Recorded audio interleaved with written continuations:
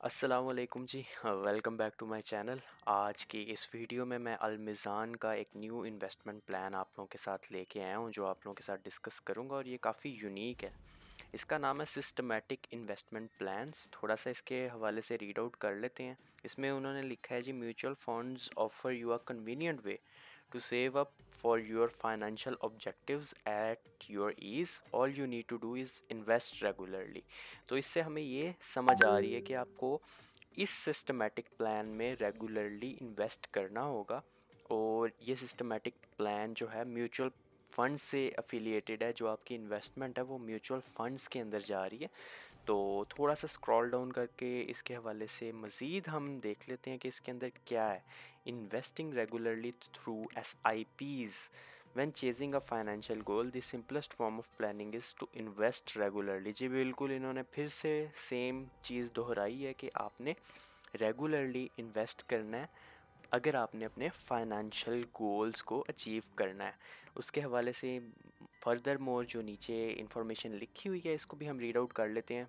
We all have various dreams that we want to realise, owning a car, a house, or going on a vacation. Beside these, we also need a plan for children's education, their marriage, and our retirement. Achieving these dreams may seem like climbing Mount Everest, but it's possible if you prepare for it step by step. तो इस plan के through आपने एक step by step अपनी investment करनी है जो कि आपको आपकी ड्रीम्स को फुलफ़िल करने में हेल्प आउट करेगा। क्योंकि जो ग्रोथ है वो हमेशा लीनियर होती है, एक्सपोनेंशियल नहीं होती। आप एकदम से बैठे बैठे अमीर नहीं हो जाते। तो इन्होंने एक अपना इन्वेस्टमेंट प्लान निकाला है जिसमें ये आपको हेल्प आउट करेंगे कि आप किस तरह इन्वेस्ट करके अपने आप को एक अच्छी पोजीशन पे आज से 5 साल बाद 10 साल बाद लेके जा सकते हैं।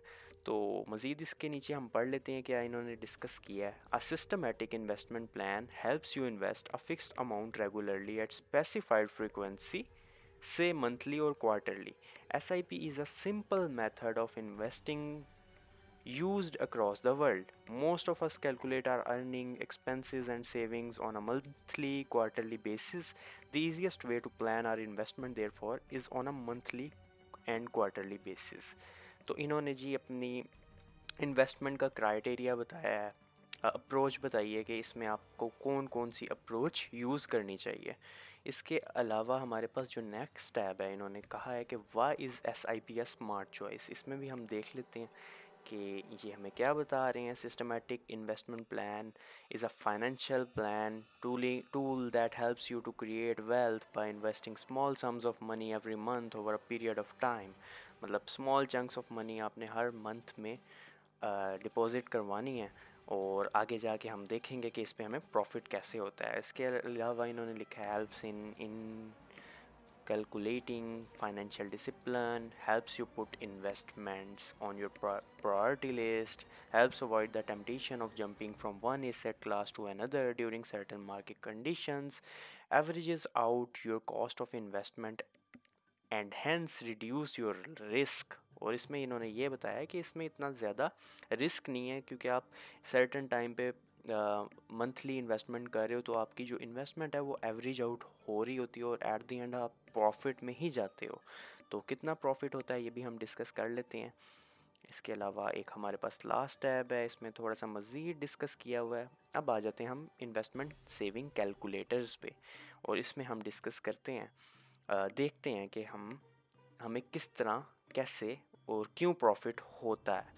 तो अब यहाँ पे सबसे पहले हमने वो अमाउंट डालनी है जो हम मंथली बेसिस पे इनके साथ जो मुआहदा करेंगे, जो हम मिज़ान बैंक को देंगे, मंथली इन्वेस्टमेंट देंगे। फॉर एग्ज़ाम्पल मेरी अगर कोई 1 लाख सैलरी है और मैं उसमें से कोई 5000 सेव कर रहा हूँ और मैं चाहता हूँ कि मैं वो उसमें से 2500 जो है वो इन्वेस्ट करूँ इस फंड में।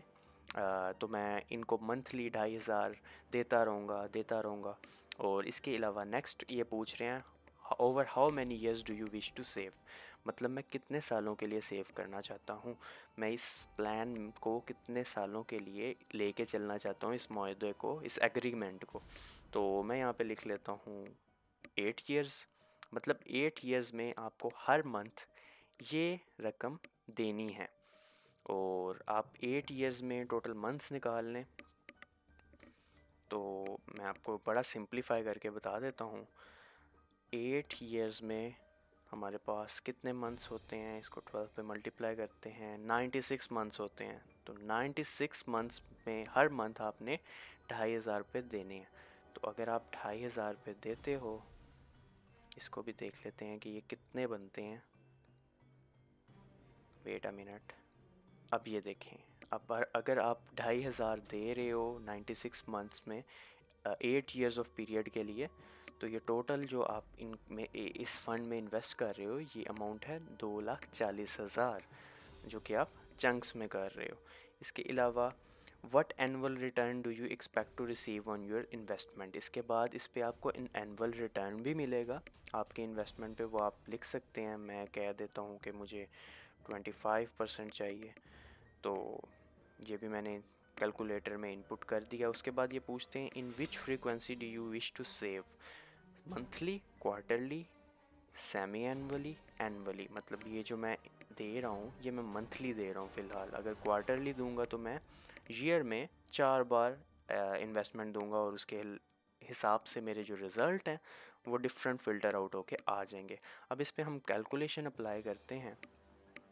तो ये देखें जी, value of your accumulated savings, if you save Rs 2500 monthly for 10 years, the value of your investment at the end of this period would be 13 lakh and 32,000 on an assumed rate of return which is 25%. Your actual contribution that you would have invested during this period will be 3 lakh. मतलब 3 लाख आप invest करोगे और 10 years के बाद आपको 13 lakh and 32,000 मिलेंगे, यानी कि आपको 10 लाख का प्रॉफिट होगा 10 साल के बाद। आई थिंक सो यहाँ से मैंने 8 ही से किया था, इसको दोबारा से 8 कर लेते हैं।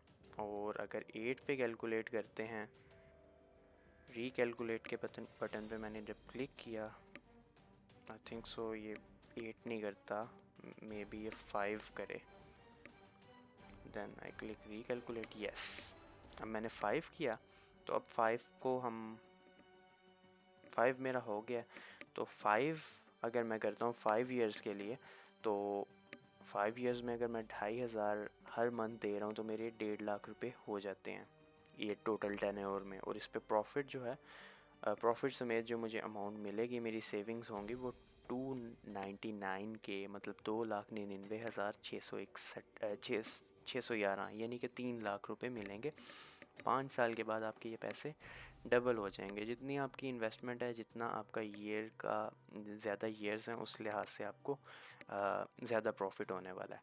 तो ये इस तरह से है। अगर इसको आप परसू करना चाहते हैं, अगर आपके लॉन्ग टर्म प्लान्स हैं, फ्यूचर गोल्स हैं कि मैंने आज से 20 साल के बाद गाड़ी लेनी है, तो आप 20 साल के बाद गाड़ी लेना चाह रहे हो और आप फॉर एग्ज़ाम्पल 10,000 सेव करना चाह रहे हो मंथली सिर्फ गाड़ी के पर्पस के लिए, तो आप 15 साल का कर लें, 15 ईयर्स। यहाँ पे हम थोड़ा प्रॉफिट कम कर देते हैं, 20% कर लेते हैं। और यहाँ पे हम रीकैलकुलेट करते हैं, तो आपने टोटल कितने लगाए, आपने 18 लाख रुपए लगाए, ठीक है। और 18 लाख के बाद आपको जो सम मिला है वो 1,13,00,000 मिला है, जो आपके अकोमुलेटेड सेविंग है इसके ऊपर। तो ये इस तरह वर्कआउट करता है और ये बहुत हैरान कुन प्रॉफिट है।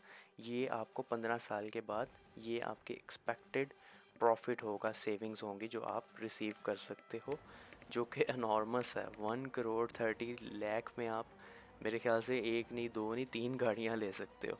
तो इसको आप अगर इस पे मज़ीद डिटेल वीडियो चाहते हैं कि इसको हम अंडरस्टैंड करें कि ऐसा पॉसिबल कैसे है, ये कैसे वर्कआउट कर रहा है, तो आप कमेंट सेक्शन में ज़रूर बताइएगा।